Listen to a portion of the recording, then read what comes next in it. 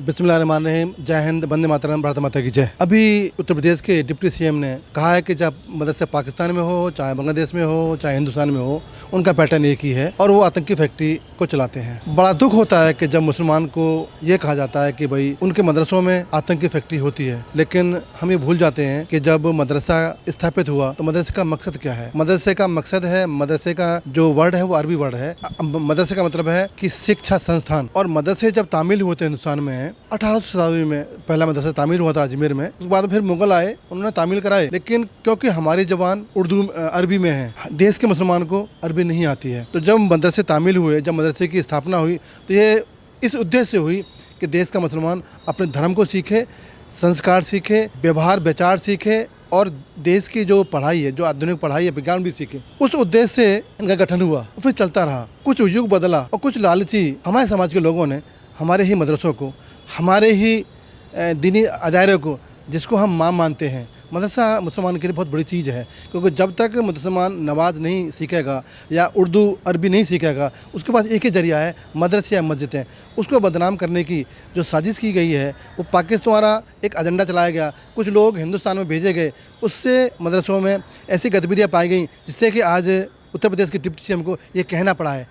ये बहुत शर्म की बात है हम मुसलमानों के लिए, खासकर हमारे लिए, क्योंकि जिसके संस्थान के ऊपर, जिसके मदरसों के ऊपर, जिसके ऊपर हम माँ मानते हैं, जहाँ हमें दीन सिखाया जाता है, जहाँ हमें धर्म सिखाया जाता है, जहाँ हमें एकता, मोहब्बत, भाईचारा सिखाया जाता है, आज उसके ऊपर उंगली उठती है तो दर्द होता है, दुख होता है। लेकिन मैं आपके चैनल के माध्यम से, आपका बड़ा चैनल है, बहुत लोग देते हैं, शर्मा जी, मैं आपके चैनल के माध्यम से देश के मुसलमानों को, देश के उलमाओं को, मुफ्तियों को, कारियों को ये निवेदन करता हूँ कि जो मदरसे अवैध हैं, जो सरकार की निगरानी से दूर हैं, जिनमें नहीं पता कौन क्या पढ़ रहा है, कौन क्या पढ़ा रहा है और कौन कहाँ से है, उन मदरसों को चिन्हित करके अपने स्थानीय थानों में या अपने सरकार को दिए जाएं। जो उत्तर प्रदेश में मैं रहने वाला हूं, 16,500 मदरसे हैं, जिसमें से 580 या 600 करीब मदरसे सरकार एड देती है, उसकी निगरानी में है।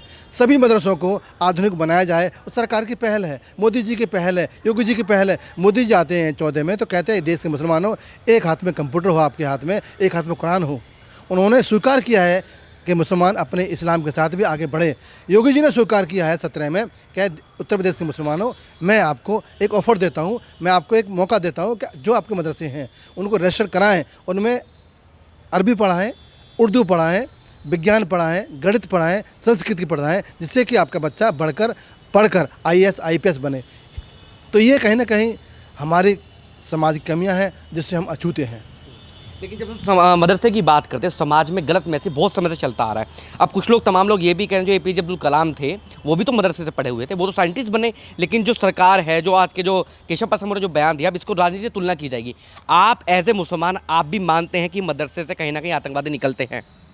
जो घटनाएं देखी देश में, अभी दिल्ली में लाल किले पे जो बम ब्लास्ट हुआ था, गाड़ी में जो फोट आ गया था, तो उसके अंदर इंजीनियर भी थे, डॉक्टर भी थे, तो कहीं ना कहीं कुछ मार्क उठता है हमारे ऊपर। ये कमी हमारे समाज के अंदर है, हमें ही सुधारना होगा, हमें ही देखना होगा कि जो हमारे बीच में हमारी पहनावा पहनकर, दाढ़ी टोपी रखकर या शिक्षित होकर ऐसी गतिविधियाँ क्यों करें। क्योंकि देश हम सबका है, ये देश में जिम्मेदारी इतनी हिंदुओं की, इतनी मुसलमानों की भी है। इस देश में कुर्बानियाँ हिंदुओं ने दी, मुसलमानों ने दी है, सिखों ने दी है, ईसाइयों ने दी है। इस देश में गुलदस्ता है, इस गुलदस्ते की तोड़ने की जो ताकत है, विदेशी ताकत है, उनके हाथ बिक जाते हैं कुछ मुट्ठी भर लोग हैं। मैं मानता हूँ जब प्रभु राम का राज था तो रावण था ना, प्रभु कृष्ण का राज था तो कंस था ना। तो ऐसे ही हमारे बीच में कुछ ऐसे शैतान हैं जो हमारे इस्लाम को बदनाम करते हैं और देश के ताने वाने को तोड़ना चाहते हैं। हिंदू, मुस्लिम, सिख, ईसाई को जो गुलदस्ता है देश का, दुनिया में किसी के पास नहीं है।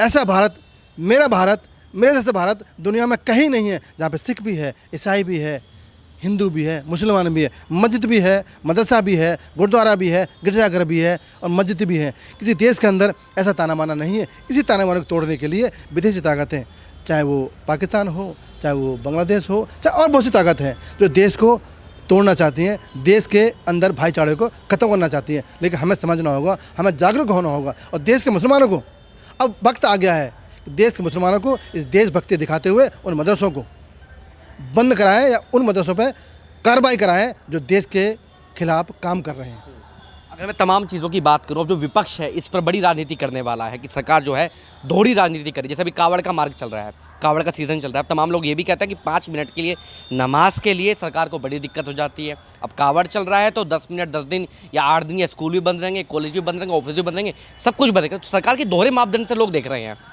नहीं, सरकार का दोहरा मापदंड बिल्कुल नहीं है शर्मा जी। हमें तो लूटा विपक्ष ने, हमें लूटा पहले कांग्रेस ने, फिर लूटा सपा ने, फिर लूटा बसपा ने, फिर लूटा केजरीवाल ने। ये हमारे बीच में लूटना है। सबसे ज़्यादा खतरा अगर था किसी को तो कांग्रेस से था। सबसे ज़्यादा खतरा मुसलमानों को था, हमारे समाज को था, तो कांग्रेस ने परेशान किया। लेकिन हाँ, बात है नमाज की, तो नमाज पवित्र स्थान होना चाहिए। ये हदीसें कहती है, हमारा कुरान कहता है, ए मुसलमानों, जहाँ नमाज पढ़ो वो स्थान अपना होना चाहिए, या मस्जिद होनी चाहिए, या घर होना चाहिए। सड़क पर नमाज, पार्क में नमाज पढ़ना जायज़ नहीं है। रही बात है अब कांवड़ यात्रा की, हिंदुस्तान की आत्मा है, हिंदुस्तान की आत्मा है देवों के देव महादेव।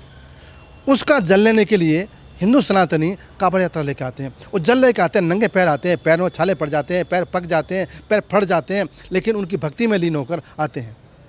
तो किसी मुसलमानों को आपत्ति नहीं है। विपक्ष को आपत्ति हो सकती है, सपा को आपत्ति हो सकती है कांवड़ से, कांग्रेस को आपत्ति हो सकती है कांवड़ से, ममता को आपत्ति हो सकती है कांवड़ से, केजरीवाल को आपत्ति कांवड़ से हो सकती है, किसी मुसलमान को आपत्ति नहीं कांवड़ से। रही बात है कि मुसलमान की भी यात्रा होती है। एक यात्रा है हमारी मुहर्रम। सरकार विधिवत रूप से हम समय मांगते हैं तो हमें समय देकर उस रास्ते को क्लियर कराती है, हमारी यात्रा कराती है। तो किसी भी सरकार ने हमारी उस यात्रा को नहीं रोका, मुहर्रम को नहीं रोका। हमारा एक त्यौहार है मिलादुन नबी, जो यात्रा निकलती है शहर में, उस शहर की यात्रा को सरकार ने नहीं रोका। तो कांवड़ यात्रा को कैसे रोक सकते हैं? और कांवड़ यात्रा तो इस हिंदुस्तान की आत्मा की आवाज़ है, सनातनियों की धरोहर है, सनातनियों की संस्कृति है, सनातनियों का आस्था है। उस कैसे तोड़ सकते हैं? दुनिया में एक ही मुल्क ऐसा है जो कि सनातन का है। अब उसी की आत्मा को तोड़ दोगे, उसी की यात्रा को रोकोगे तो कैसे बात बनेगी? हाँ, इसको मुसलमान से कोई आपत्ति नहीं है, चाहे कांवड़ यात्रा हो, चाहे वो वैष्णो देवी यात्रा हो, चाहे अमरनाथ यात्रा हो। किसी यात्रा से मुसलमान को कोई दिक्कत नहीं है। उल्टा हम तो उसका सम्मान करते हैं।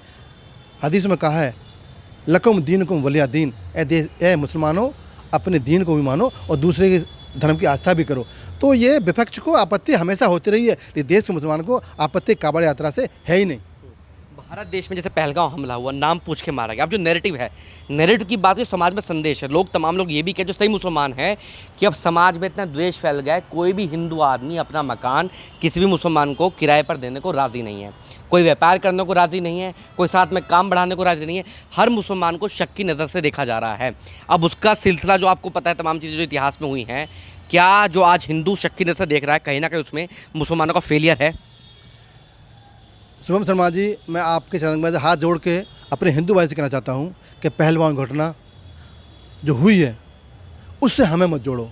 वो एक पाकिस्तान की घिनौने देश की, एक राक्षस देश की, एक शैतान देश की करतूत थी, जिन्होंने हमारे बहन भाइयों को, हिंदू बहन भाई हमारे बहन भाई हैं, उनको नाम पूछकर कपड़े उतार कर मारा गया। इस देश का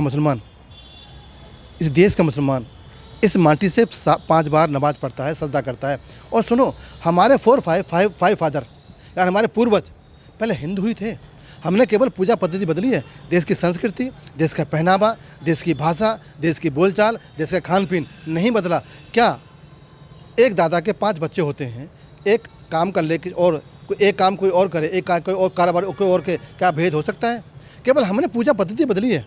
हमने अपनी आस्था प्रभु में, एक ईश्वर में आस्था को बदला है अखिल बाप से। बाकी हमें ना मंदिर से कोई दिक्कत है, ना कोई गिरजाघर से कोई दिक्कत है, ना हमें अमरनाथ यात्रा से कोई दिक्कत है, ना हमें किसी पूजा से दिक्कत है। हम सबका सम्मान करते हैं क्योंकि हमारी संस्कृति साझा है।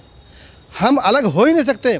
हिंदू बड़ा भाई है, हम छोटे भाई हैं, तो 2 भाई अलग हो नहीं सकते। हाँ, हमारे विचार अलग हो सकते हैं, हमारा मतभेद हो सकता है, लेकिन मनभेद नहीं है। इस देश के लिए हम कुर्बान जाएंगे, तिरंगे के लिए हम कुर्बान जाएंगे। और हिंदू भाई पे कोई आपत्ति आएगी, हम आगे बढ़कर अपनी जान दे देंगे। सनातन के लिए कोई भी काम होगा। 500 वर्ष का आंदोलन था, राम मंदिर बना, हमने स्वीकार किया, हमने चंदा दिया है, हमने चंदा इकट्ठा किया है। मैंने एज ए मुसलमान आज बोल रहा हूँ, पहली बार मैंने कभी नहीं बोला क्योंकि अभी सारी बातें मीडिया में आ गई हैं। एहसान अब्बासी ने अपने हाथ से मैंने प्रभु राम के मंदिर के लिए चंदा दिया। चंदा आस्था होती है, आस्था का कोई पैमाना नहीं होता। जैसे मेरी हैसियत है, मैंने चंदा दिया और मैंने घर घर जाकर चंदा भी इकट्ठा कराया है प्रभु राम के लिए, क्योंकि वो हम सबके आराध्य हैं। जितने प्रभु राम आपके हैं उतने मेरे भी हैं। उन्होंने तो बात नहीं किया, उन्होंने कभी ये नहीं कहा कि मैं केवल हिंदुओं का ही हूँ। राजा राम ने, प्रभु राम ने ये नहीं कहा कि मैं केवल हिंदुओं के लिए हूँ, वो पूरी दुनिया के लिए। वासुदेव कुटुंब, ये कृष्ण जी ने कहा कि पूरी दुनिया मेरा परिवार है। जब कृष्ण जी ने भेद नहीं किया तो एहसान और शुभम भेद कैसा कर सकते हैं? जब कान्हा ने हमें इंसानों को एक बोला, एक बताया, सबको भाई भाई कहा, सबको परिवार कहा, तो फिर एहसान और शुभम कैसे अलग हो सकते हैं? नहीं हो सकते। हमारे बीच में कुछ ऐसी ताकत है, राक्षस शैतान हमारे बीच में है, जो हमें अलग करना चाहते हैं, जो इस देश के ताने बाने को तोड़ना चाहते हैं। पहले हमारा देश खंड खंड हो चुका है, अब देश का खंड खंड नहीं होगा, अब एकता मजबूत होगी। बीच में कितने भी आपत्ति आए, कितने भी विरोध आए, कितने भी शैतान आए, कितने भी राक्षस आए, अब हिंदू मुस्लिम भाईचारे को नहीं छोड़ सकते। और हिंदुओं, ए मुसलमानों, ए सनातनियों, हम आपके भाई हैं। हम आपको कारोबार करते हैं साथ आपके, व्यापार करते हैं साथ आपके, खाना पीना साथ खाते हैं, शादी ब्याह में आना जाना है, हम आपके घर में सब्जी लेकर आते हैं। हमारा समाज, हम आपके कपड़े धोते हैं, हम आपकी गाड़ी ठीक करते हैं, हम आपके मकान बनाते हैं, हम आपका हिस्सा हैं। हम अलग नहीं हो सकते। हम अलग करने वाले को हम उन्हें अलग करेंगे, हम सब मिलकर उनको अलग करेंगे जो हम अलग करना चाहते हैं। ये देश की माटी ये सब की है, मेरे पूर्वज इस माटी में दफन हैं, इसको सलाम करता हूँ 5 बार, यही मेरा प्रमाण है। और मैं हिंदुस्तान में छोटे भाई की तरह रहता हूँ और हिंदू मेरा बड़ा भाई है। आप भी मुसलमान हैं। एक वो मुसलमान है जो वंदे मातरम बोलने को राज़ी नहीं है, एक मुसलमान है जिसको हर चीज़ से आपत्ति है, एक वो मुसलमान है जो ये कह रहा है कि हमें देश में दबाया जा रहा है, एक मुसलमान वो है जो कहता है कि भारत में सुरक्षित नहीं है। वो कौन सी कुरान पढ़ और आप कौन सी कुरान पढ़ रहे हैं? मैं वो कुरान पढ़ा हूँ जो मेरे अल्लाह ने मुझे दिया है, जो हदीस ने मुझे दिया है, जो मेरे मुफ्तियों ने दिया है। एक पाकिस्तान में देखो ना, कितने हिंदू थे, आज ख़त्म हो गए। यही जब बंटवारा हुआ था तो 5% थे मुसलमान, आज 25% मुसलमान हो गए। हिंदुओं का उदार मन, हिंदुओं की प्यार, हिंदुओं का व्यवहार विचार, हिंदुओं का सनातन प्रेम हम सब के दिल में है। हम मर जाएंगे लेकिन हिंदुओं का विरोध कभी नहीं करेंगे। हम मर जाएंगे, हम सनातन का अपमान कभी नहीं करेंगे। हम गर्दन कटा लेंगे, हम किसी शोभा यात्रा का अपमान नहीं करेंगे। हम तो कंधे से कंधा मिलाकर उस यात्रा में साथ देंगे जो हमारे प्रभु की यात्रा है, जो हमारे राम की यात्रा है, जो हम उनके वंशज हैं। मैंने फिर कहा है कि हमने पूजा पद्धति बदली है, हमने आराधना नहीं बदले। मेरे आराध्य राम वही हैं जो आप मानते हो, मैं भी उनको मानता हूँ। मैंने केवल उनकी आराधना, शिवलिंग यानी लिंग एक ऐसा आकार है जो निराकार है। हिंदू भी उसकी सनातन पूजा करते हैं ना, महादेव की पूजा करते हैं ना, वो ऐसा निराकार है, मैं भी उस निराकार की पूजा करता हूँ। बस यही है, आसमान एक, ज़मीन एक, तार एक, हवा एक, मेरा खून एक, हम अलग हो ही नहीं सकते। जब मेरे कान्हा ने कह दिया कि पूरी दुनिया मेरा परिवार है, तो हम उस परिवार का हिस्सा है, हम अलग हो नहीं सकते।